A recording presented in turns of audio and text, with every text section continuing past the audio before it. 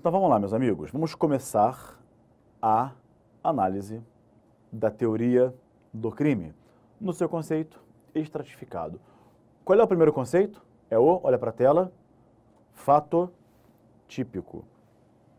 O fato típico, ele é composto pela conduta, que pode ser para o direito penal dolosa ou culposa, comissiva e omissiva. Esse tem que ter um resultado, nexo causal e tipicidade. Agora, todos aqueles temas que vagavam pela sua cabeça perdidos, vagavam por aí, a conduta, dolo, você vai encaixar todos eles aqui. E aí você vai descobrir a importância do conceito analítico ou estratificado. Você vai entender o poder que isso dá, o poder de raciocínio que isso te dá. Tá legal? Então vamos lá. O que é necessário para que haja um fato típico? Olha para a tela de novo. Agora eu vou falar de forma cadenciada. Cadenciada, mas de forma encadeada, melhor dizendo. Uma conduta que para o direito penal pode ser dolosa ou culposa, comissiva ou omissiva. Comissiva ou omissiva. Então, uma conduta que pode ser para o direito penal dolosa ou culposa, comissiva ou omissiva. Essa conduta tem que gerar um resultado. Ok? Contudo, entre essa conduta e esse resultado tem que haver um nexo causal. O nexo causal é justamente essa relação de causa e efeito entre a conduta e o resultado. Essa relação de causa e consequência entre conduta e resultado. Para quê? Para que eu diga que aquela conduta foi a causa daquele resultado. A conduta do agente deu causa ao resultado? Sim.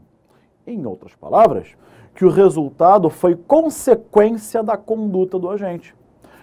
O Gabriel, com a sua facada, causou a morte da vítima? Isso é o que eu pergunto aqui. A vítima morreu em consequência da facada que o Gabriel desferiu nela? Essa é a questão. Tá legal, gente? Só que, olha para a tela, essa conduta que gera um resultado por um nexo causal tem que ter ainda tipicidade. Essa tipicidade divide-se em tipicidade formal e material. A tipicidade formal consiste na adequação perfeita entre a conduta do agente e o tipo penal. E a tipicidade material consiste na efetiva lesão significante ao bem jurídico. Então, Gabriel, do que vamos nos ocupar dentro do estudo do fato típico? Disso tudo aqui. Só que isso aqui tudo, amigos, vai levar algumas horas, tá? Mas de fundamental importância para o seu estudo. Então vamos lá. Qual é o primeiro elemento do fato típico? Conduta, você viu na tela. Meus amigos, entendam uma coisa, tá? Entendam uma coisa muito importante. De onde surge o crime? O crime não surge de um evento natural. A enchente, como fala na televisão, a enchente matou 20 pessoas. Não, não foi a enchente que matou. Eventos naturais não dão causa. 20 pessoas morreram afogadas, soterradas pelo terremoto e tudo mais. Agora, não é que quem mata não é um evento natural. Numa linguagem popular, tudo bem. Agora, para nós técnicos do direito penal, não. Nenhum crime surge de eventos naturais. Ela causou 20 mortes, mas não provocou 20 homicídios dolosos, por exemplo. Não existe, inviável. Então, eventos naturais não praticam crimes, não dão causa a crimes. Animais não dão causa. Cachorro não pratica homicídio. Um cachorro não pratica lesão corporal. Um tigre, quando mata alguém, não pratica crime de homicídio ou lesão corporal. Não. Crime é sempre oriundo de uma conduta humana. É sempre a conduta humana que será considerada a causa daquele crime. Entenderam isso? Sempre, sempre, sempre a conduta humana. E aí sim você tem na tela. Lembra lá? Conduta dolosa, culposa, comissiva e omissiva. Então, tudo começa com isso aqui. Com a conduta. E é por isso que temos que estudar a conduta. Teorias da conduta. Qual é a importância disso? O direito penal moderno é um direito penal da conduta. Lembra lá que eu falei para vocês que Weltzel dizia que é a tipicidade, a antijuridicidade e a culpabilidade, né? São os 3 elementos que convertem a ação em crime, em delito, e que a conduta é o primeiro elemento fatotípico. Pois é, por isso que é importante estudarmos a conduta, as teorias da conduta. Só que temos um problema. O Código Penal brasileiro não conceitua conduta. Tudo isso fica a cargo da doutrina. E adivinhe, qual doutrina? A doutrina alemã foi a doutrina que tentou conceituar conduta. Se vocês forem partir para a dogmática alemã, existem mais de 15, 20 teorias da conduta. Só que importadas para o Brasil, 2 foram as principais, que foram as teorias causalista e finalista. Ok? Então, 2 foram as principais teorias debatidas no Brasil, tá? E eu vou tratar com vocês delas. Só que sempre analisando a conduta. Como eu disse a vocês, o direito penal moderno é o direito penal da conduta, né, do autor. Então ninguém é condenado por ser ladrão. Ele é condenado por ter roubado, subtraído coisa alheia. Ninguém pode ser condenado por ser traficante, pessoa traficante. Isso é direito penal do autor, que não mais se admite no Brasil.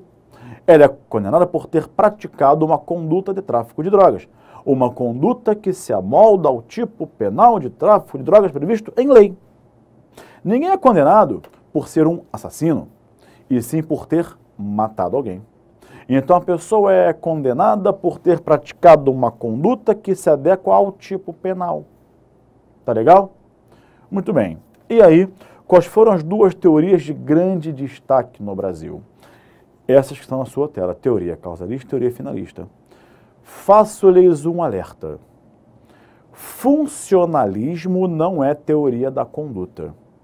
Funcionalismo é uma teoria de sistema do direito penal, de funcionamento do direito penal. Não é teoria da conduta, tá? Então, eu vou trabalhar com vocês com essas 2 teorias, causalista e finalista.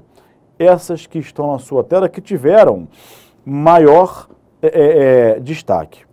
A teoria causalista, ela foi elaborada pelo professor austríaco, dizem que ele era alemão, não era, está errado, ele era austríaco, tá bem? Depois ele foi para a Alemanha estudar. Franz von Liszt, Ernest Belling e Gustav Radebruch, que aperfeiçoou a teoria causalista, tá bem? Essa teoria, ela chama-se causalista, ou teoria causal, ou teoria causal naturalista, ou então sistema causalista simplesmente. Essa teoria, ela era chamada teoria causalista da ação, nesse momento, para Franz von Liszt, Belling e Radebruch, não se falava em conduta. Era teoria da ação. Portanto, naquela época, a única forma de conduta relevante era uma conduta comissiva, uma conduta praticada mediante ação. Ok? Para essa teoria causalista, o que era então a ação humana? Eles conceituaram a ação humana da seguinte forma, olha para a tela. A ação humana é simplesmente um movimento corporal voluntário que causa uma modificação no mundo exterior. Eu vou repetir. A ação humana era um movimento corporal voluntário que causa uma modificação no mundo exterior. Essa manifestação de vontade é toda conduta voluntária resultante de um movimento corporal. Perceberam isso? Para a teoria causalista, a ação humana ela era composta de 3 elementos. Eu tinha 3 elementos para os causalistas da ação humana. Olha para a tela. O elemento vontade, o movimento corporal e o resultado. O elemento vontade denotava o quê? A pergunta aqui é, foi um movimento voluntário? Analisava-se aqui a voluntariedade. Todo mundo sabe que conduta voluntária é a conduta que eu pratico sem nenhuma coação. Portanto, voluntariedade significa ausência de coação. Não é verdade? Então, foi voluntária? Ele praticou porque ele quis? Sim. Então, em princípio, a conduta. Olha para a tela. A pergunta aqui era se o agente quis praticar aquela conduta. Tá? O problema é que aqui não se perguntavam qual era o conteúdo dessa voluntariedade. Dou-lhes um exemplo. Vou praticar aqui uma conduta voluntária.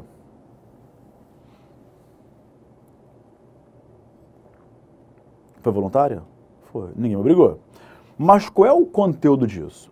O conteúdo da voluntariedade é a finalidade.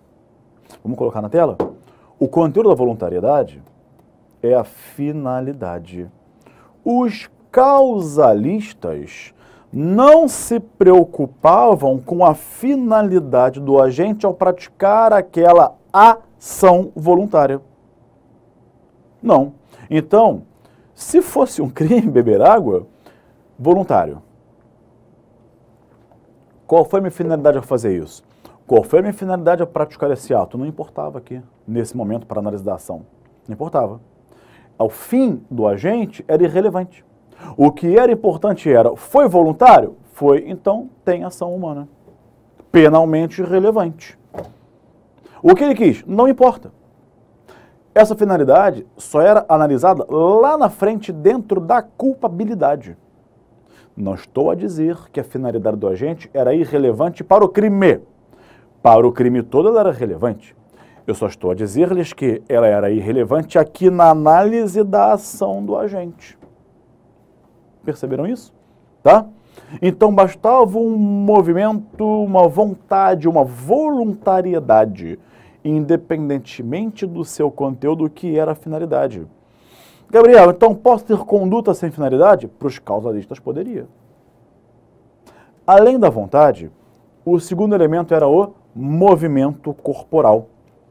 Aquilo que os causalistas chamavam de inervação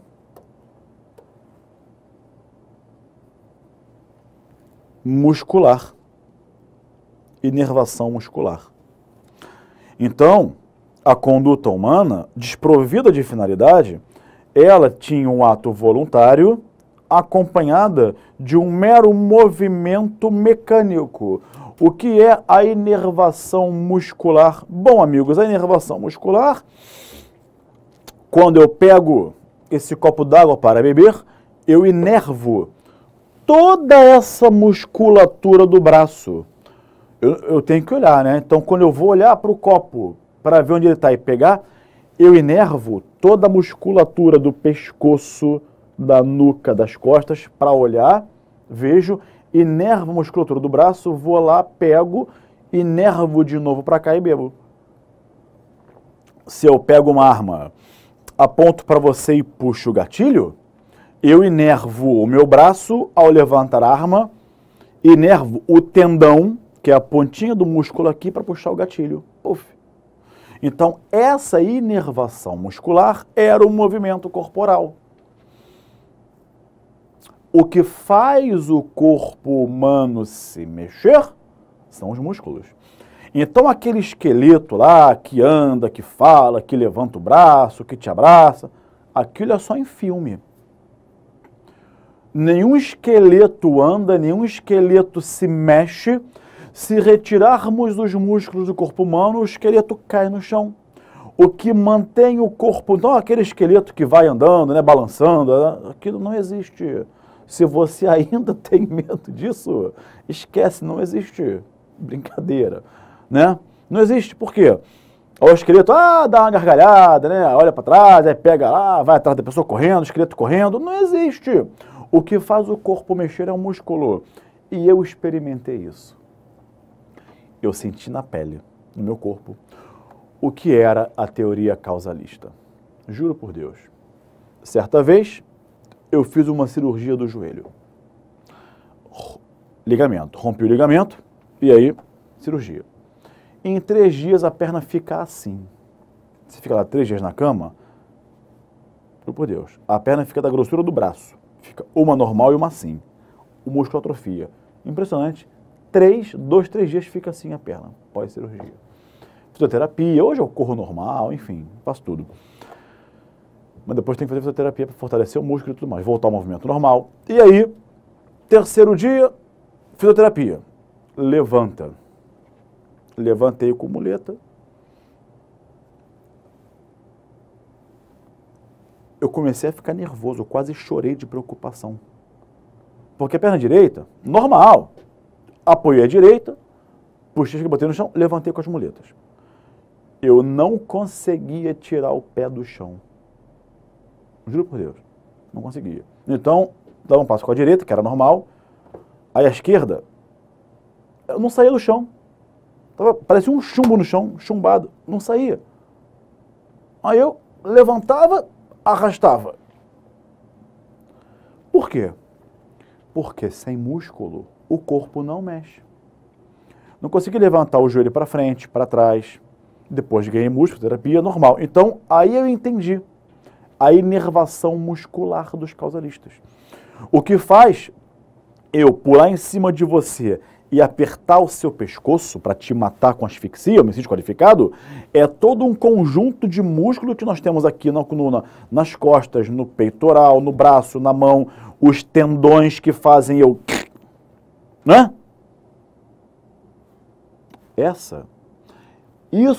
Só isso era o movimento corporal dos causalistas.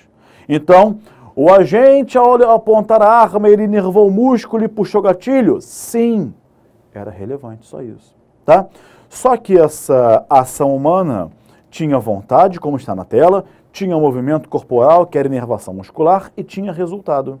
Qual o resultado? O resultado criminoso. Ok?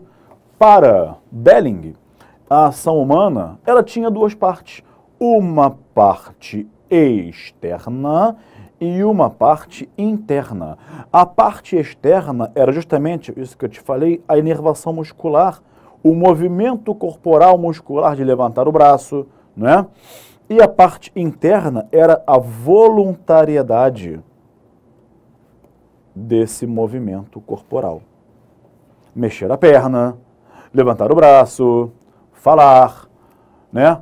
Subtrair, deixa eu ver que eu vou subtrair aqui. O copo d'água, vou subtrair. Subtrair voluntariamente para si ou para outra em coisa ali é móvel, tá legal? Então, eu tinha na ação uma parte externa e uma parte interna, tá bem?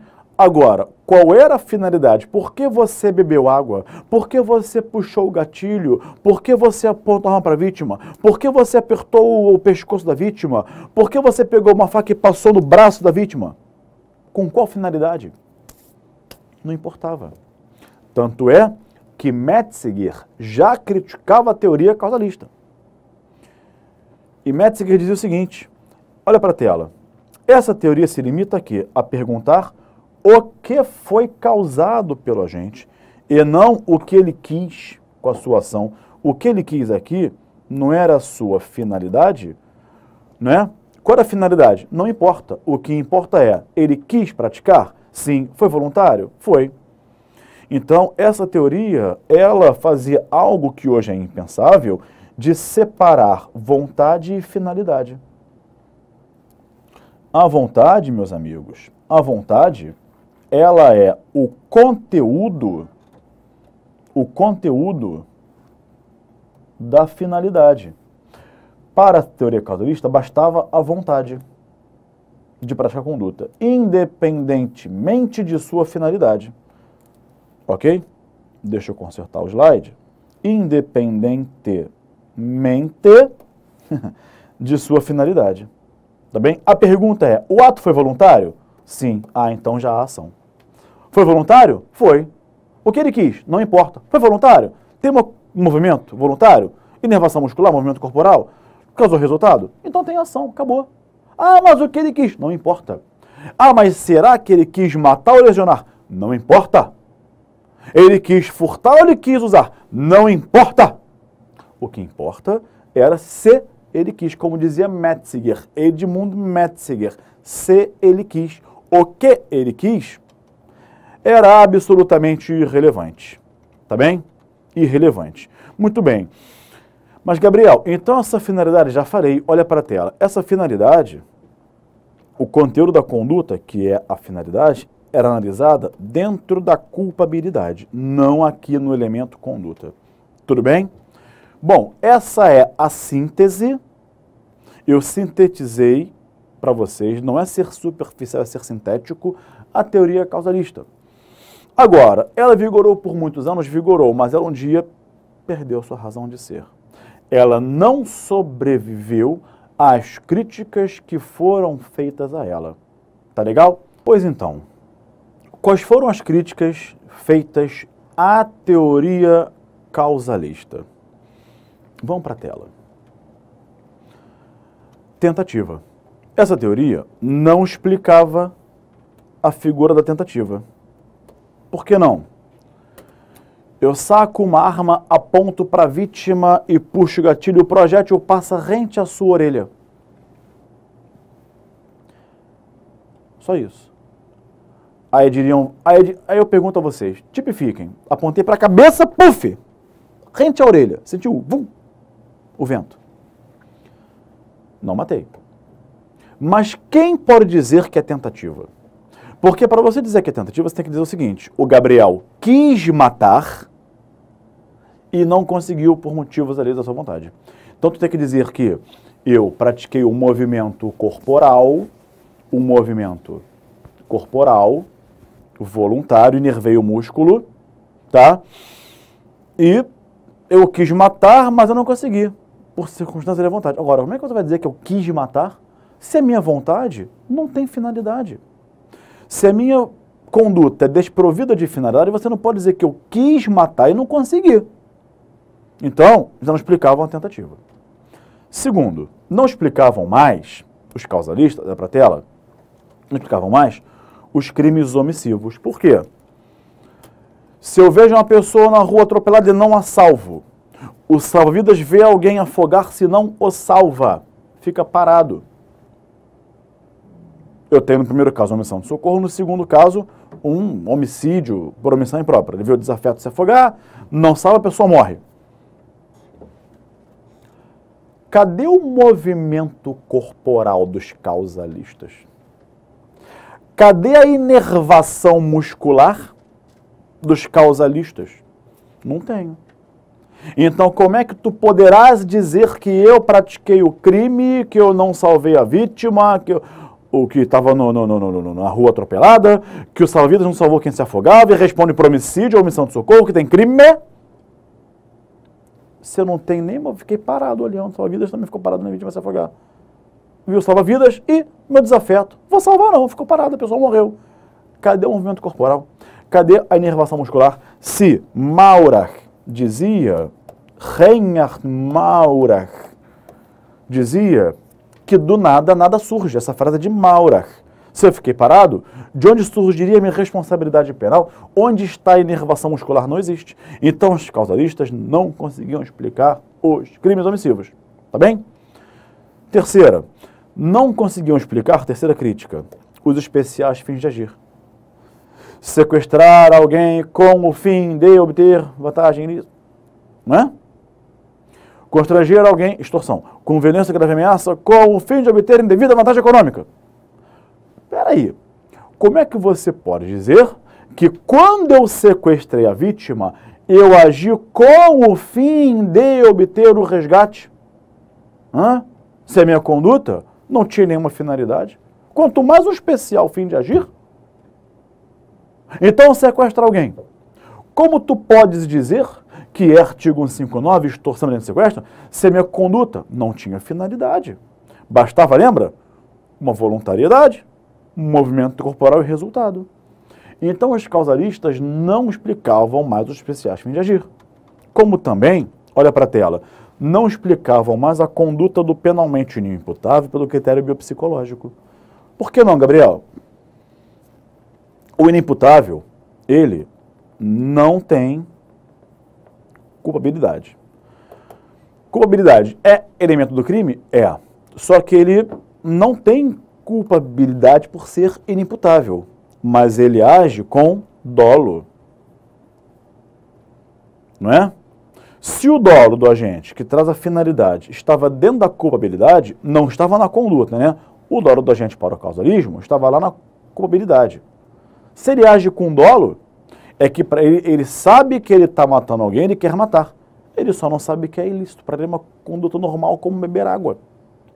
Mas se o dolo estava na culpabilidade, dolo. Como é que você vai dizer que ele tem dolo se ele não tem culpabilidade? Não é? Não quer dizer incompatível, inexplicável. Essas críticas feitas à teoria causalista, essas 4 que estão na sua tela, fizeram com que essa teoria ficasse ultrapassada. Mas, claro, ela vigorou por muito tempo, tá? Na própria Alemanha, ela era adotada pelos seus criadores, o professor austríaco Franz von Liszt e os alemães Belling e Radebruch. Na Itália, ela era adotada por Battaglini. Na Espanha, era adotada por Luís Jiménez de Assua. No Brasil, Nelson Hungria, Frederico Marques, Aníbal Bruno, Basileu Garcia, Magalhães Noronha, todos esses autores, eles eram causalistas, tá bem? Acontece que aquelas críticas todas à teoria causalista fizeram com que fosse necessário elaborar uma outra teoria para explicar a conduta, mas uma teoria que viesse a suprir as deficiências da teoria causalista. Não é? Foi então que, em 1931, 31 por ali, Weltzel, já falamos dele hoje, não é? Weltzel, ele criou a sua teoria finalista, tá? Mas qual é a origem da teoria finalista? Eu tenho algumas origens da teoria finalista. Vamos para a tela. Quais seriam as origens da teoria finalista, final ou sistema finalista de Weltzel? Weltzel atribui a sua teoria finalista a alguns filósofos. Por quê? Weltzel, ele era professor na Universidade de Bonn, mas ele era professor de Direito Penal e Filosofia. Weltzel, como professor de Direito Penal e Filosofia, usou todo o seu arcabouço de estudos de filosofia para criar a teoria finalista. Tá bem? Segundo Platão, a origem do finalismo como forma de ser do mundo, não do direito penal. Agora eu estou em filosofia, tá? E não adianta, se você quer entender direito penal, você tem que saber filosofia. Direito penal tem base puramente filosófica, tá? E mais do que nunca aqui em teoria da conduta, tá legal? Então vamos lá. Segundo Platão, o finalismo como forma de ser do mundo reside em Anaxágoras, filósofo grego de antes de Cristo, evidentemente, né? Anaxágoras, ele criou a noção de nous. O que seria o nous? Não é? É uma força da natureza imaterial capaz de ordenar as coisas. Deixa eu limpar a tela. O nous, para Anaxágoras, é uma força da natureza, uma força imaterial capaz de ordenar as coisas no mundo. a causa motora e ordenadora que promove a separação dos elementos contidos no magma original. Esse filósofo, que era pré-socrático, inclusive, ele elaborou uma, como eu disse a vocês, doutrina finalista do mundo. Do mundo. Ok? Essa doutrina, ela foi admitida e seguida por Platão. Ok? Onde? Nos diálogos Fédon. Fédon. Em Fédon, Platão escreve o seguinte. Vem para cá. Platão escreve o seguinte. Segundo Anaxágoras, o nous é o organizador e causa, estou lendo, organizador e causa de todas as coisas. As verdadeiras causas se encontrariam nessa inteligência, sendo as demais naturais e concretas, simples com causas secundárias. Essa própria ideia de nous de Anaxágoras também foi adotada por Aristóteles. E aqui já chegando mais perto do direito penal, a doutrina que mais influenciou Wälzer para a questão do finalismo foi a doutrina de Aristóteles em Metafísica, que é um livro desse tamanho. Deve ter umas 600 páginas por aí. Metafísica, tá bem? Só que não só em Metafísica Aristóteles influenciou Wälzer. Aristóteles influenciou Wälzer também no seu livro Ética a Nicômaco, que Aristóteles escreveu para seu filho, que era Nicômaco. Também, e também tinha um filho da escrava, que chamava-se Eudemo. Então Aristóteles escreveu Ética a Nicômaco e Ética a Eudemo. Ele escreveu e deixou, isso aqui é traduzido do grego, tá? Deixou um livro de ética para cada filho. Foi um livro escrito antes de Cristo, olha aí mais perto, Ética a Nicômaco. Um livro escrito antes de Cristo, que hoje é absolutamente atual. Tá lido, ó. Ó, tá lido. Tá vendo que tá lido? Amarelinho lá, todo lido, ó lá, tá? Enfim, volto a ele daqui a pouquinho, quando entrarmos de vez no finalismo de Wälzer. Estamos agora com Aristóteles.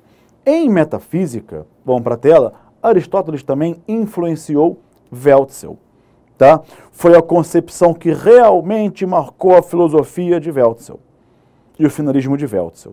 E o próprio Wälzer reconhece isso no seu livro, está escrito lá. Essa concepção finalista de Aristóteles, como forma de ser do mundo, ela foi reproduzida por São Tomás de Aquino em Suma Teológica. Na sua obra Suma Teológica, Santo Tomás de Aquino dizia, não é? Tudo que existe na natureza existe para um fim. Suma Teológica. Vários volumes desse tamanho. É só a suma, tá? Tudo que há na natureza existe para um fim. E dizia ainda São Tomás de Aquino, o fim é a substância ou forma ou razão de ser da própria coisa. Há uma frase marcante de Santo Tomás de Aquino que dizia o seguinte: a necessidade com que a flecha se move e pela qual se dirige ao alvo, imagina uma flecha, puf, né?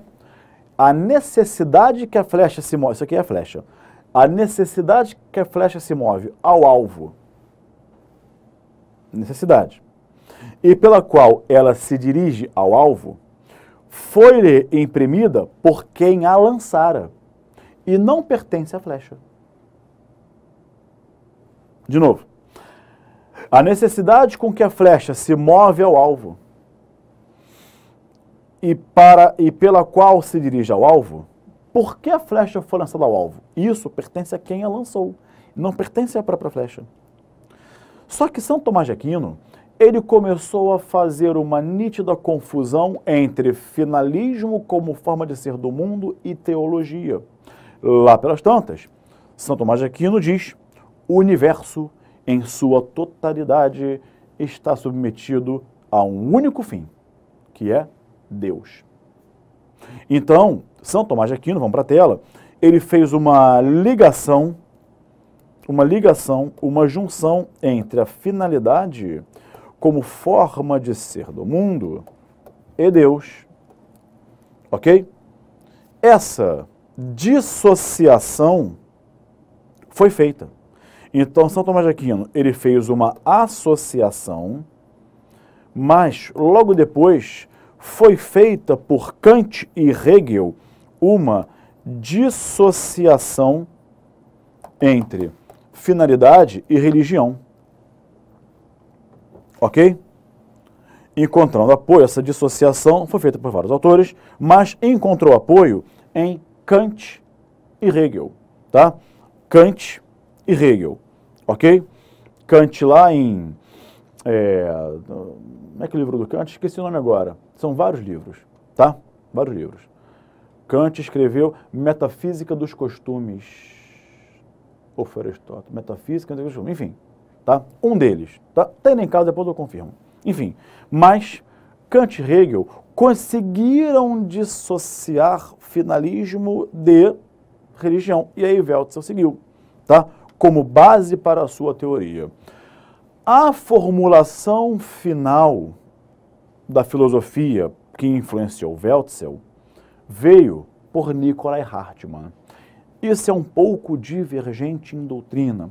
Uns dizem que Weltzel não seguiu Hartmann, que Weltzel disse isso no livro dele, mas outros dizem que não, isso aí foi da tradução, a tradução do alemão para o português, para o espanhol, foi errada. Enfim, tá? O fato é que a corrente majoritária sustenta que Hartmann teria feito, repito, isso não é pacífico. Tá? Depois eu mandei meu, Gabriel, porque eu li que Weltzel disse que não foi Hartmann. Isso, o próprio Weltzel disse? Não sei, ninguém sabe. Onde disse, onde não disse. Tá? Mas o que é majoritário, o que é aceito, foi que a origem final, a formulação da final de Weltzel, né, veio com Nicolai Hartmann, filósofo também. Para Hartmann, não só Hartmann não, Hartmann, Alexander Kraft zu Donner, Helmut von Weber, Armin Kaufmann, grande influenciador de Weltzel, tá bem? Mas Nicolai Hartmann dizia o seguinte, olha para a tela, a ação humana percorre 3 estágios. Com a ação humana, percorrem-se 3 estágios. Primeiro, o homem antecipa mentalmente seus objetivos. Depois, ele coloca em movimento os meios adequados para alcançar, para atingir seus objetivos. E depois, o homem consegue realizar seus objetivos. Então, para Hartmann, seriam esses os 3 estágios, tá bem, da ação humana para Hartmann, seriam esses os 3 estágios da ação humana para obter a finalidade. O homem antecipa seu objetivo. Eu tenho que chegar na reunião hoje, 8 da manhã, então vou acordar às 6, vou levantar às 6, vou tomar banho, vou tomar café, vou sair de casa às 6h45, pego o ônibus, o trem, o metrô, chego lá tal. Não é? Chegou lá tal. Se eu estou falando para vocês sem parar, eu quero hidratar a garganta para não ter calo nas cordas vocais, tudo mais, não perder a voz. Então, eu antecipo o objetivo. Qual? Vou beber água para molhar a garganta, para hidratar a garganta, tá? Bom, depois, o homem, segundo passo na tela, coloque em movimento os meios adequados para atingir seus objetivos. E depois ele obtém, ele consegue realizar. Eu não sei se você percebeu, Mas essa formulação de Hartmann, da forma em que está disposta, essa formulação de Hartmann, na forma em que está disposta, ela encaixa perfeitamente no iter criminis. Weltzel dizia que todo crime nasce na mente do agente. Se eu penso em te matar, o crime nasceu. Eu não serei punido, mas que nasceu, nasceu. Que nasceu, nasceu. Tá? Então, veja lá. Quando o homem, olha para a tela, antecipa seus objetivos, eu tenho aqui a cogitação. No segundo estágio, quando o homem coloca em movimento os meios adequados para atingir seus objetivos, eu tenho a preparação e tenho a execução. Quando o homem consegue a sua realização, eu tenho a consumação. Entenderam isso? Pois então, você percebeu que há ali o encaixe perfeito entre a filosofia final de Hartmann e as fases do iter criminis? Olha para a tela de novo. Não é?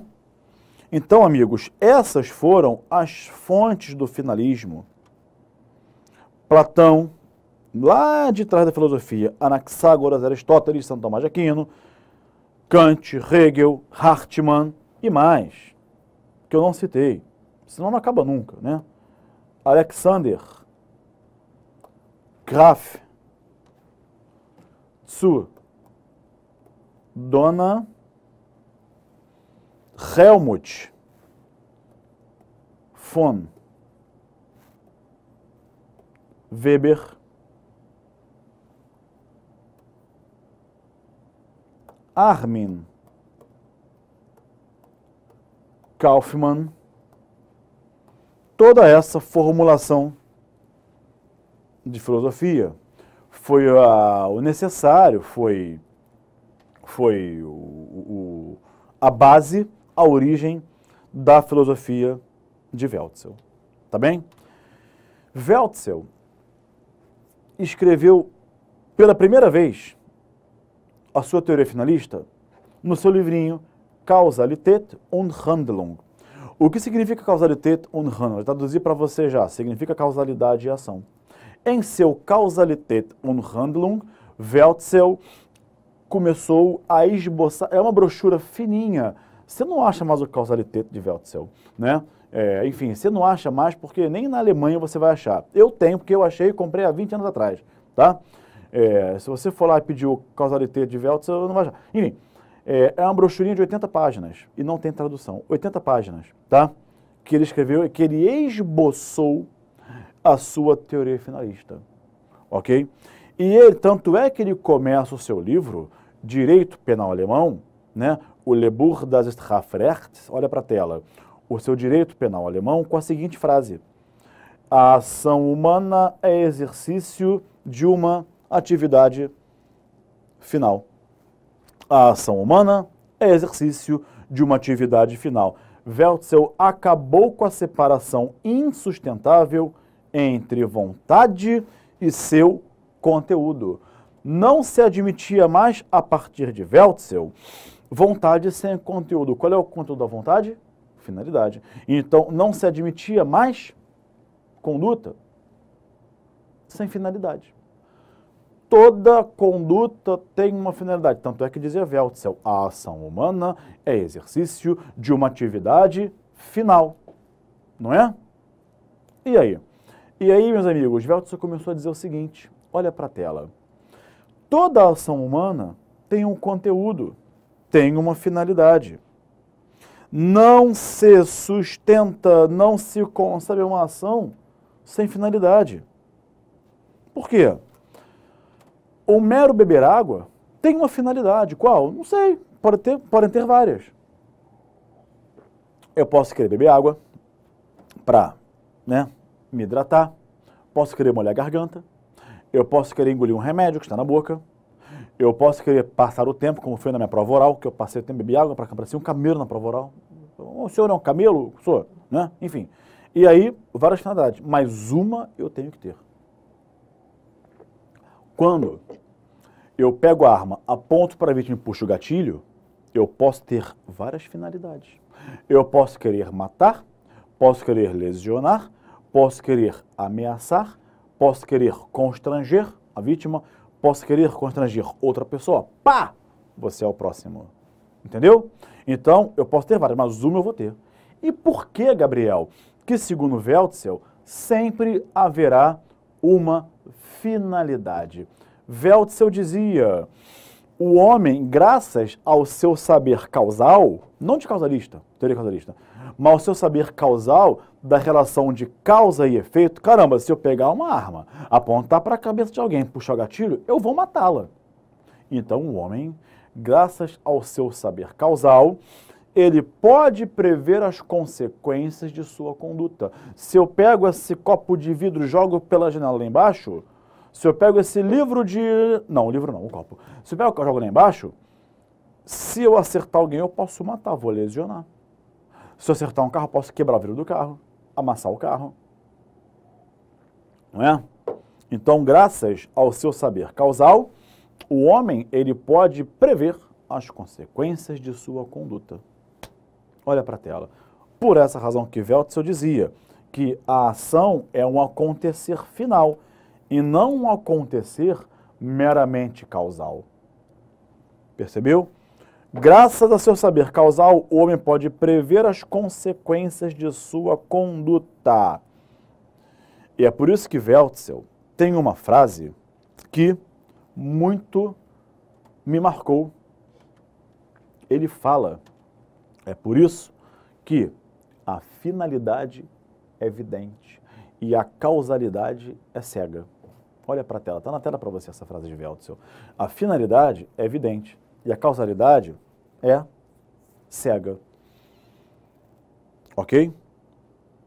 Então, meus amigos, o homem, o ser humano, ele sempre tem uma finalidade.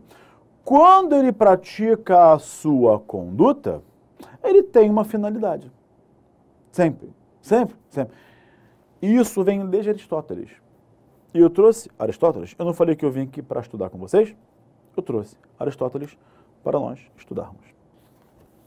Eu vou ler algumas passagens de Aristóteles. Prestem atenção, porque vocês não vão ver nenhuma aula de penal na qual se aborde Aristóteles, mas não é falar por falar, é falar, trazer o livro e estudar o Aristóteles dentro da aula, com o livro dele, tá? Aristóteles, em Ética a Nicômaco, também em Ética a Eudemo, ele fala sobre a finalidade das coisas do mundo ser humano, não é? Enfim, tá? Finalidade do ser humano, de ver as coisas, de fazer e tudo mais, tá? Aquela frase famosa de Aristóteles, a excelência é o meio de vida, não os extremos, o meio é excelência, tal, parará, enfim, tá aqui, ó, as atividades que aqui nos dedicamos fazem de nós o que somos, não é? Aqueles que vivem desleixadamente são responsáveis por terem se tornado negligentes, tal como são responsáveis por terem se tornado injustos e devassos. Uns são maus feitores, outros passam pela vida entregues à bebida e a coisas deste gênero. Na verdade, as atividades que nos dedicamos fazem de nós o que somos. Você está estudando, se dedicando, e isso vai fazer de você o que você vai ser. Tá? Enfim, essa é outra história. Vamos voltar para o finalismo. Se você achou que Aristóteles é uma viagem em filosofia, é muito legal ler Aristóteles. Você vai entender muita coisa importante. Lá pelas tantas, na página 71, ele fala sobre a finalidade, o ser humano pode prever a consequência da sua conduta. Ele fala do que podemos deliberar ou não. Ele deixa muito claro o seguinte, a gente, o ser humano, tem uma finalidade? Tem. Mas o ser humano não decide o fim. O ser humano anseia pelo fim, ele decide o meio. Eu quero te matar. Eu não decido matar você. Eu anseio matar você, mas decido o meio, com uma arma, com um revólver, com uma faca, enforcado, com um veneno. Não é? Ele diz, o médico não decide pela cura, ele anseia pela cura, ele decide o tratamento. Diz Aristóteles, aqui também vou chegar lá, o orador quando faz uma palestra, não decide convencer os convidados, o auditório, ele anseia convencê-los. Ele decide o meio de persuasão que ele vai usar na sua explanação. Então, se eu aponto a arma para alguém e puxo o gatilho, eu não decido pela morte. Eu anseio pela morte. Decido os meios. Mas olha que legal, e nem poderia. Por quê? Se o ser humano decidisse os fins, não haveria tentativa. Toda vez que alguém apontasse a arma para outra e puxasse o gatilho e decidisse que a vítima morreria, está consumado, nunca haveria tentativa. Até porque você anseia passar no concurso. Não decide. Já pensou em decidir isso? Ah, você acorda terça-feira, terça-feira, 6h30 da manhã, hoje eu vou estar empossado. Puf, acabou. Não, você não decide. Já pensou? Não é? Não ia ter vaga para todo mundo, nem dinheiro para pagar. Mas veja, ninguém decide o fim.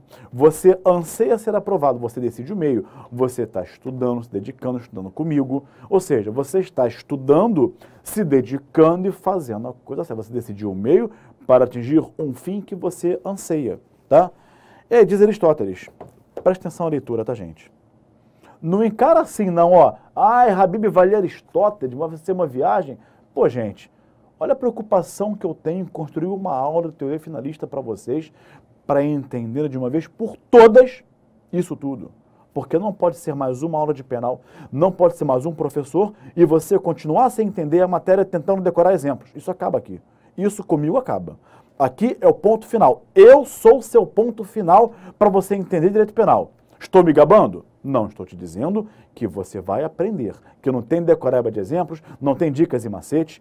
Eu sou o seu ponto final. Aqui você aprende, tá? Então, não olha assim, não, é viagem, vai ler Aristóteles. Viagem, vamos viajar, vai ler Aristóteles. Não. Atenção à leitura. Não encara as coisas assim, não, que é ruim para você, tá? Será que se delibera acerca de todas as coisas e que tudo é objeto de deliberação? Ou há objetos acerca dos quais não há deliberação? Ninguém delibera sobre o que é eterno, por exemplo, como sobre a condição do universo, ou sobre o fato de a diagonal e o lado do quadrado serem incomensuráveis. Também não se delibera sobre coisas que estão sempre em movimento regular, seja por necessidade, seja por natureza, ou como quer que seja, como o caso dos solstícios e do nascer do sol. Está sempre em movimento, você não delibera sobre o nascer do sol. Ele vai nascer, você querendo ou não. Nem sobre aquelas coisas que são do modo diferente, em ocasiões como as secas e as chuvas.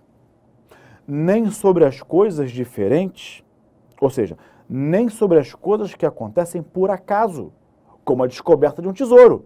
Isso você não delibera, né? Ah, vou achar um tesouro. Não, você, opa, achei um tesouro, tá? Nenhuma dessas coisas pode ser objeto de deliberação. Nós deliberamos sobre aquela... Quando falamos de deliberamos, nós escolhemos, selecionamos, queremos fazer, vontade, intenção, finalismo. Nós deliberamos sobre aquelas coisas que nos dizem respeito e que dependem de nós.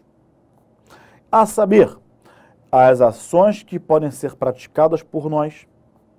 São estas as que restam para podermos deliberar.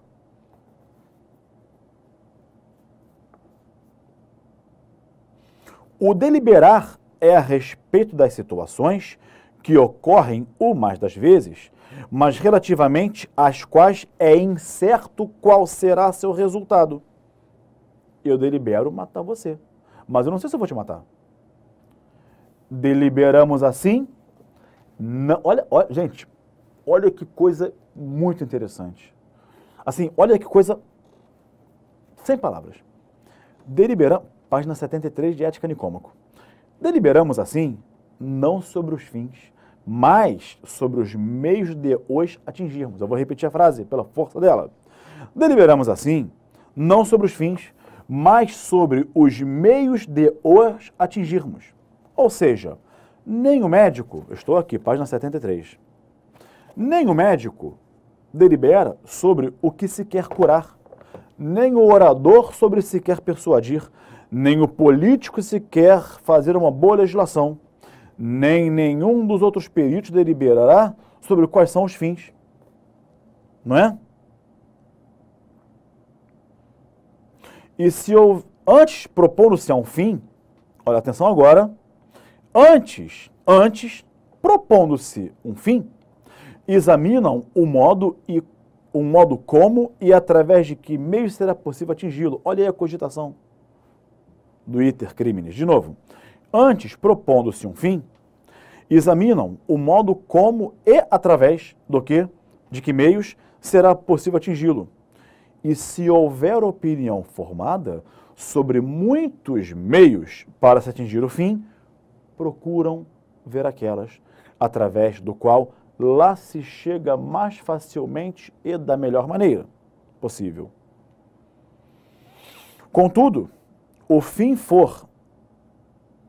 contudo, o fim for realizado através de um só meio, examinam como poderá ser atingido através desse único meio. Enfim.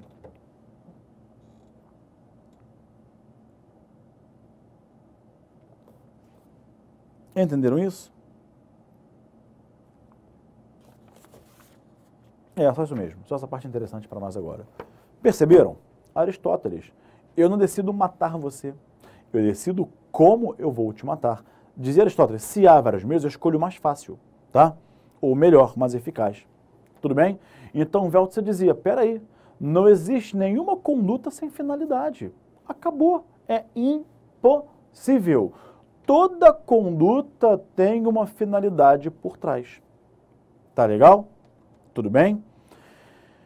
E aí, meus amigos, Weltzer sofreu críticas à sua teoria. Crítica de Metzinger. Qual foi a crítica de, olha para a tela, Metzinger? Metzinger disse, Weltzer, ok, a sua teoria é bem interessante, mas ela não explica os crimes culposos. Não explica os crimes culposos. Por quê? Porque nos crimes culposos, dizia Metzinger, o agente não tem a intenção de provocar o resultado. Não tem.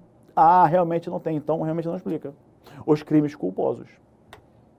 Isso fez com que Weltzer reelaborasse a sua teoria finalista.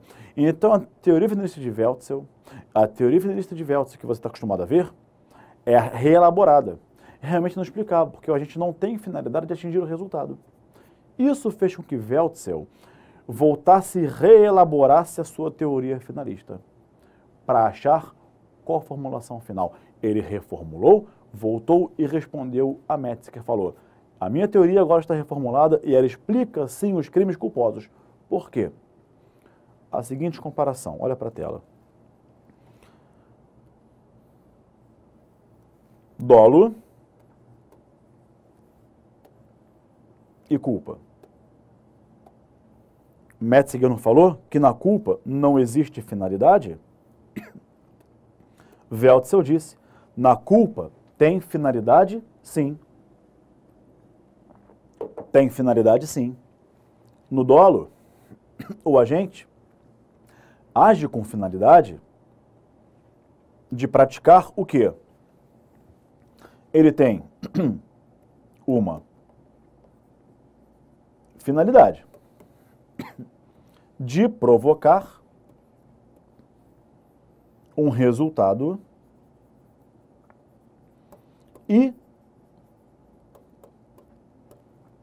ilícito. Ele faz o quê?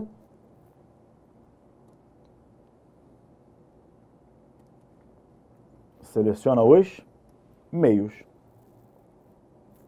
Tá bem? Finalidade. Seleciona os meios e alcança o resultado ilícito. Se a finalidade, se Weltzel dizia que o crime nasce na mente do agente, nasce ali a finalidade de obter o resultado ilícito. Então, no dolo, a finalidade do agente é uma finalidade ilícita. Eu quero matar você, eu quero lesionar você, eu quero roubar seus bens, então o fim é ilícito. Na culpa, não. Na culpa também tem finalidade. Tem, Gabriel? Olha para a tela. Na culpa, o agente tem finalidade, sim. A finalidade é de obter também um resultado. Só que um resultado lícito. Resultado lícito. Tá bem? Lícito.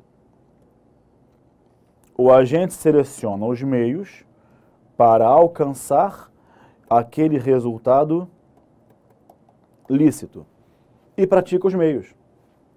Só que aqui ele age com descuido. O meio é descuidado. Então ali a finalidade do agente é uma finalidade lícita, penalmente relevante. Eu quero chegar em casa mais cedo para não perder o começo do jogo. Eu vou em alta velocidade, avançando os sinais. Eu quero chegar em casa antes, eu faço uma contramão na rua. Eu quero apagar um cigarro na lixeira, apago mal apagado, boto fogo na sala. Então, o meu fim é lícito. Eu quero caminhar pela sala. Dando aula para você, vou para frente, vou para trás. Só que a pessoa que gentilmente me traz água, chega aqui por trás e bota água aqui para eu beber.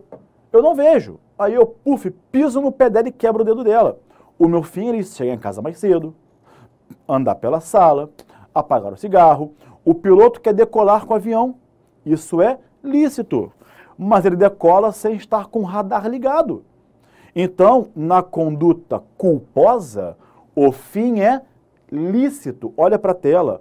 O meu fim, a minha finalidade, ela é lícita. Portanto, penalmente irrelevante. O que ganha relevância são os meios. O agente pratica o meio e age com descuido, dizia Weltzel. Ele age de forma descuidada. Decola com o avião sem estar com o radar funcionando, ando para trás sem olhar para onde eu ando, apago o cigarro mal apagado, avanço o sinal de trânsito, ando em alta velocidade, dirijo falando ao celular, digitando no telefone. O fim, eu quero chegar, o fim é lícito.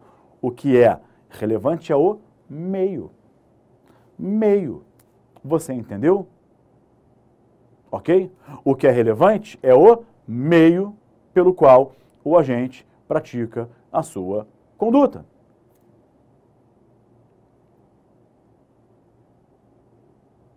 Ele age com aquilo que Weltzel chamava de, olha para a tela, com descuido, ele chamava de, o agente viola, dizia Weltzel, está no Lebur dele, o cuidado necessário de tráfego.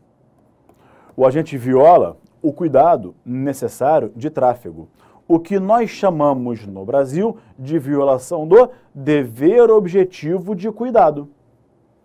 Violação do dever objetivo de cuidado. Weltzel chamava de violação do cuidado necessário de tráfego. Simples assim, tá? E aí, meus amigos, Weltzel fechou o raciocínio. No dolo, a finalidade é ilícita, na tela. É ilícita. Na culpa, a finalidade é lícita. No dolo, o que é relevante é o fim do agente, a finalidade. Na culpa, o fim é irrelevante. Na culpa, o que é relevante são os meios empregados com os quais ele age com descuido, tá? Como? Por imprudência, por negligência ou por imperícia. Negligência, imprudência e imperícia. Ou seja, surge aqui a primeira grande diferença, a formulação final, surge aqui a formatação final da diferença entre dolo e culpa na formulação final da teoria finalista de Wälzer. Perceberam isso? Tudo bem? Essa é a formulação final de Wälzer, tá? No dolo eu tenho isso, na culpa eu tenho aquilo. Então essa foi a formulação final. Daí surgir a grande distinção, que se mantém até hoje, entre dolo e culpa. No dolo eu quero subtrair para mim uma coisa alheia móvel. O fim é relevante, é penalmente relevante. Na culpa, o fim é irrelevante. O piloto quer decolar com o helicóptero ou com o avião. Relevante é o meio, que ele age com descuido. Ele decolou com o avião sim, mas sem estar com o radar funcionando. Isso é relevante, tá bem? Agora, amigos, é por isso que a teoria de Wälzer, ela foi muito influenciadora no direito penal brasileiro. E ouso dizer-lhes que, ainda hoje, ela é perfeita. É claro que na Alemanha já há movimentações, teorias pós-finalistas, mas isso na Alemanha. Se um dia você quiser estudar e discutir direito penal alemão, a gente faz. Mas não é o espaço aqui. Não vai cair no teu concurso direito penal alemão. Numa pós-graduação, tudo bem, agora no teu curso não cai, tá?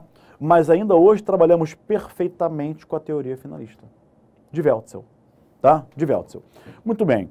A partir disso, quero dizer a vocês uma coisa. O Código Penal, ele é finalista. O Código Penal é finalista. É finalista. Onde você vê isso? Olha para a tela. Artigo 20. Artigo 20. Que trata do erro de tipo. Bom, eu falei para vocês, eu vim aqui para estudar com vocês. Comigo você vai aprender, não tem dicas nem macete, tá?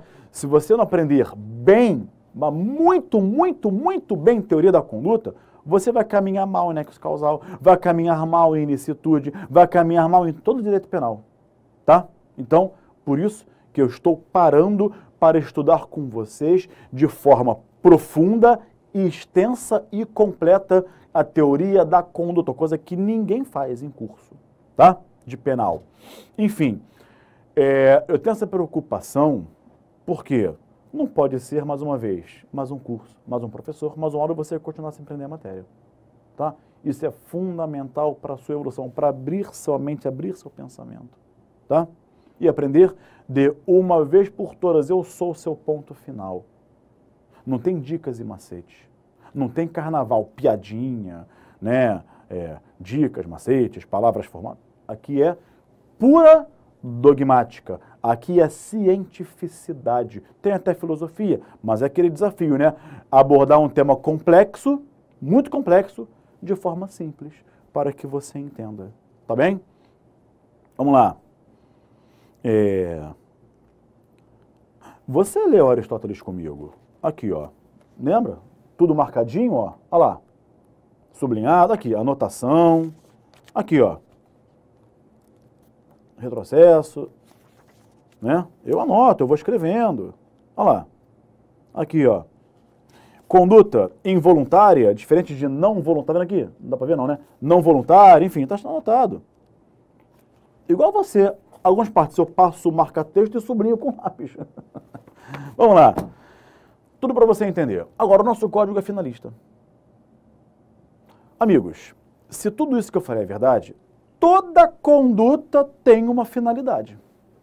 Toda. Não existe conduta desprovida de finalidade. Ponto final. Não existe, de novo, não existe conduta desprovida de finalidade. Você pode ter várias finalidades, mas uma você vai ter que concretizar quando você praticar a conduta. Né? Eu posso apontar para você arma e puxar o gatilho por vários motivos. Matar, lesionar, ameaçar, constranger. Mas quando eu atirar uma finalidade, eu vou ter que ter. Tá?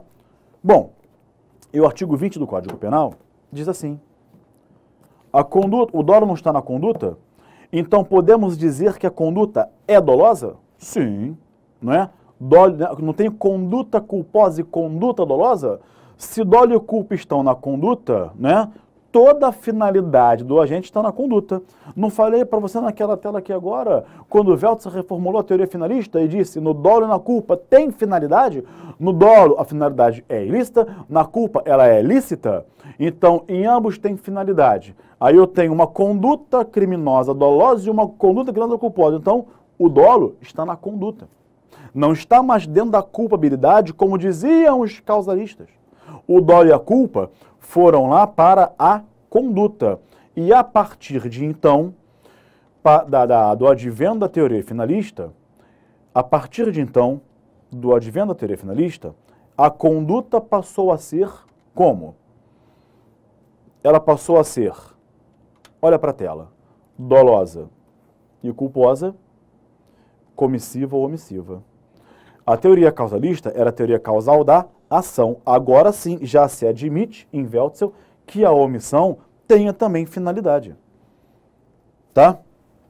E vejam, o artigo 20 do Código Penal, que trata do erro de tipo, ele trabalha com a teoria finalista, sem nenhuma dúvida. Por quê? Porque ele prevê que o dolo está no tipo. Pergunto-lhes, o tipo descreve o quê? Não é uma conduta? Matar alguém, subtrair para si ou para outra em coisa alheia móvel. Então, o tipo descreve a conduta a ser praticada pelo agente. E você percebe que a conduta do agente que tem o dolo. Não é? Então, a lei descreve a conduta e a conduta contém o dolo. O artigo 20 fala assim do Código Penal. Abre aí. Eu sei de cabeça, vamos dizer. O erro sobre o elemento constitutivo do tipo legal de crime exclui o dolo, mas permite punição culposa, enfim. Eu sei de cabeça, tudo isso há 20 anos, eu vou ler, 20 anos, mas eu vou ler com vocês porque temos que estudar juntos. Quer de novo? O erro sobre o elemento constitutivo do tipo legal de crime exclui o dolo, vírgula, mas permite a punição por culpa se houver previsão em lei. Vamos ler juntos agora. O erro sobre o elemento constitutivo do tipo legal de crime exclui o dolo, mas permite a punição por crime culposo ser previsto em lei. Tá bem? O erro... Vamos lá, olha para a tela. Onde está descrita a conduta do agente? No tipo penal. Se o erro sobre o tipo penal exclui o dolo do tipo, onde está o dolo? Estava no tipo. Se eu excluo o dolo do tipo, onde estava o dolo? Estava no tipo. Por isso que o dolo está no tipo e você tem tipo penal doloso, como exceção tipo penal culposo e o tipo que descreve a conduta. Então, é a conduta que é dolosa, é a conduta que é culposa. Entenderam isso? Em razão da teoria finalista de Veltzer, é que se criou e se sustenta o tipo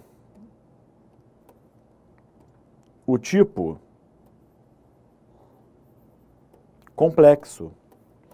Tipo complexo é aquele que tem elementos objetivos e elementos subjetivos.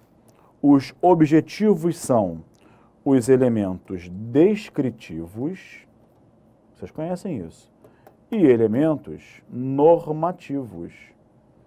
Agora sim, com a teoria finalista de Veltzer, todo tipo penal ganha elementos subjetivos.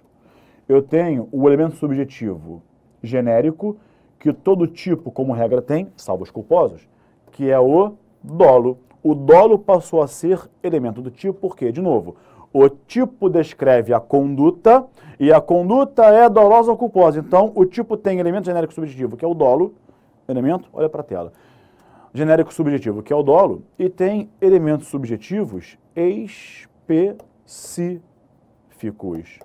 que são quais? Os especiais fins de agir. Especiais fins de agir que os causalistas nem reconheciam, lembram? Pois é, agora nós temos, tá bem? Por isso a razão dessa divisão entre tipo objetivo e tipo subjetivo. Quer ver uma coisa? Quer ver? Pegue qualquer livro de parte especial, você vê lá, tipo objetivo, tipo subjetivo, tipicidade objetiva, tipicidade subjetiva. Nesses livros que você pegar, você vê lá, vai ver que na parte de tipo objetivo, o autor comenta os elementos subjetivos do tipo. Na parte lá de tipo subjetivo, o autor comenta os elementos subjetivos do tipo. Dá o pause no vídeo e pega lá o teu livro e confira isso. Tipo subjetivo, o dolo do agente de subtrair a coisa para tê-la para si, há um especial fim de agir. Daí a divisão. Isso é obra de Weltzel, tá? Obra de Weltzel. E é por isso que eu te digo, você sempre tem que analisar a conduta do agente com o seu dolo. Se você não analisar o dolo do agente, você simplesmente não consegue tipificar a conduta dele, tá? Porque, veja, matei alguém, pode ser, não sei, pode ser homicídio, lesão corporal, legítima defesa, estado de necessidade, não sei. Vai depender do dolo do agente. E se eu queria matar, homicídio? Se eu queria lesioná-lo, lesão corporal seguida de morte? E se ele veio me agredir, eu dei uma facada? Legítima defesa. Então, sempre é o dolo que vai definir se foi um furto, se foi um roubo, se foi um homicídio, se foi tentativa, se foi desistência voluntária, arrependimento eficaz, se foi somente crime de sequestro ou de extorsão mediante sequestro. Se foi um peculato ou se foi uma concussão, então você vai só há uma forma de você conseguir dar a perfeita adequação típica à conduta do agente. Como, Gabriel? Olhando para o dolo dele. Aí você vê a conduta perfeita. Tá bem? Para encerrarmos a teoria da conduta, vamos agora às hipóteses de ausência de conduta. Vamos para a tela. No direito penal brasileiro, reconhecem-se 3 hipóteses de ausência de conduta. Mas, repito, o Código Brasileiro não as reconhece. Tá bem? Isso fica parte da doutrina. Vários códigos penais latino-americanos, eles trazem, sim, regulam a ausência de conduta. O Código Penal chileno, no artigo 10, números 9 a 12, regula. O Código Penal de Honduras, no artigo 7º e 10, regula. O Código Penal da República Dominicana, no artigo 64, regula a ausência de conduta, não é? Mas o Código Brasileiro não regula, então fica a cargo da doutrina, tá bem? Primeira causa, olha para a tela. Coação física irresistível. Não é a moral, vamos ver em breve que a moral exclui a culpabilidade. Na coação física irresistível, eu tenho uma força física exercida sobre a vítima. Eu pego a sua mão, amarro os seus pés, pego a sua mão, coloco uma arma na sua mão, amarro um braço seu atrás e seus pés. Deixo um braço seu livre. Pego uma arma de fogo com as 2 mãos, coloco na tua mão, aponto para a vítima com força física, você não vai resistir, a não ser que seja muito forte, né? Enfim. Você não vai resistir, eu aponto e puxo, meto o dedo lá em cima do dedo e puxo o gatilho. Né? Ou seja, enfim, eu estou aqui parado. Imagine que eu quero lesionar você. Você está sentado na cadeira na minha frente, na sala de aula, no intervalo. Estou em pé na cadeira sentado. Aí vem um aluno falar comigo de frente para mim e de costas para você. O que eu faço? Eu empurro ele em cima de você. Ele cai. Ou seja, uma força física empregada sobre ele que levou a cair em cima de você e quebrou-lhe o braço. Tá bem? Então, ele não tem conduta. Tá? Nesses casos, não há conduta. O agente, essa força física, retira toda a voluntariedade, retira toda a finalidade da conduta dele. Então ele não praticou uma conduta. Conduta pressupõe voluntariedade. Ele praticou um ato. Responde por nada. Se ele não tem conduta, de quem a conduta é minha. Então eu vou responder pelo homicídio, eu vou responder por lesão corporal em você, tá bem? Nesse caso de força física irresistível, coação física irresistível, o coagido não responde pelo crime, por quê? Porque ele não praticou conduta, e aí? Se ele não praticou conduta, não é? Não tem fato típico. Lembra disso? Ausente a conduta, está ausente o fato típico. Então, e a pessoa que foi coagida responde por nada, tá bem? Como nós vimos aqui nesse nosso encontro. Bom, olha para a tela. Se o coagido não praticou nenhuma conduta, ele não tem, já não tem aqui fato típico. Não precisa nem analisar o resto. Não tem fato típico. Se não tem fato típico, não há crime, tá bem? É bem verdade que, como regra geral, a coação física irresistível vai gerar um ato positivo do coagido, de cair em cima de você, de apontar para a vítima, puxar o gatilho com a minha força, mas pode gerar uma conduta omissiva. O sujeito é responsável por mudar a direção do trilho dos trens, senão pode ter um acidente, às 5 horas da tarde todo dia. 4h51 eu amarro ele, deixo ele amarrado. No poste não consegue sair. Ele se omite, ele não vai lá trocar a direção dos trilhos e causa um acidente ferroviário. Ou seja, eu usei força física ao amarrá-lo no poste e ele se omitiu. Mas não tem conduta, ele foi fisicamente coagido, a conduta é minha. Tá? Segunda hipótese de ausência de conduta, olha para a tela. Segunda hipótese de ausência de conduta, movimentos reflexos. Nos movimentos reflexos, não há conduta voluntária. Uma descarga elétrica, um susto, né? Então estou lá mexendo na tomada na parede abaixado, aí vem alguém de curioso e fica assim, ó. Estou lá mexendo, aí curioso. Aí eu tomo um choque. Aí, quando eu faço assim, eu dou um tapa no nariz de quem está aqui, olhando assim de curioso. Aí, caramba, um choque. Aí quebra o nariz. Tem conduta ou não? Foi um movimento reflexo meu. Tá legal? Logo, não tem voluntariedade, não tem conduta, respondo por nada. A ausência de conduta vai conduzir o resultado a um caso fortuito. Tá bem? Não foi com voluntariedade que eu olhei e tive a finalidade de acertar você que estava aqui. Não, foi um ato reflexo. E terceira hipótese, olha lá, estados de inconsciência, tá? Inconsciência, ataque epilético, sonambulismo, tudo isso configura ausência de conduta. Uma pessoa que está num ataque epilético, né? No ataque epilético, numa crise convulsiva, a pessoa usa toda a força que tem no corpo, uma força que ela não usa quando está consciente, tá? E aí ela dá um chute e quebra o braço de alguém. A ausência de conduta, mesmo raciocínio. Se não tem conduta, não há crime, tá bem? Não há fato típico, não há crime. Para encerrar a teoria da conduta, e as pessoas jurídicas, hein, gente? Isso é pacífico já, vou falar rapidamente. Pessoa jurídica não tem conduta, a conduta sempre é da pessoa física, salvo isso em doutrina, é majoritário, tá? É controvertido, muito controvertido. É uma tese ultrapassada, né, gente? É uma discussão, melhor dizendo, uma discussão ultrapassada, mas eu vou falar para vocês de forma sintética. Uns admitem, outros não, uns falam que admitem porque tem patrimônio próprio, nome próprio, endereço próprio, enfim. Outros falam, não, peraí. A conduta é da pessoa física à administradora, tá? Essa posição, dizendo que não existe a responsabilidade penal da pessoa jurídica, é majoritária, tá? Agora, em jurisprudência, logo, ela não pratica crime. Quem pratica o crime é a pessoa física que administra e age em nome da pessoa jurídica. Mas o STF e o STJ, eles admitem que a pessoa jurídica tenha responsabilidade penal, sim, em crimes ambientais. Fundamento, olha para a tela. Fundamento constitucional.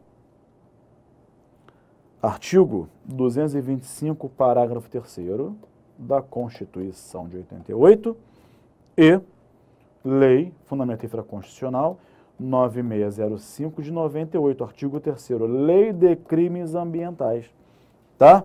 Mas a jurisprudência admite só em crimes ambientais, porque há previsão legal, tá? Para a doutrina majoritária em que pesem as duas correntes, sustenta que não pode. Toda a consciência, a vontade, a culpabilidade, a voluntariedade é do ser humano, pessoa física, tá? Mas crimes ambientais, o STF e o STJ admitem sim a responsabilidade penal da pessoa jurídica, tá? Não exigem mais dupla imputação. Antigamente, até 2013 exigiam dupla imputação. Tem que figurar na denúncia a pessoa física, administradora e a pessoa jurídica. Agora, os dois não exigem mais. A pessoa jurídica pode figurar na denúncia sozinha no processo criminal como ré. Tá legal? Agora, só crimes ambientais. Sonegação fiscal, por exemplo, jamais pode ser praticado por pessoa jurídica. Sempre por pessoa física. Tudo bem, gente? Ok? Muito bem. Amigos, então, aqui eu encerro o tema Teoria da Conduta. Espero que tenha sido para você muito proveitoso, como foi para mim ensinar isso para vocês. Um abraço e até a próxima aula.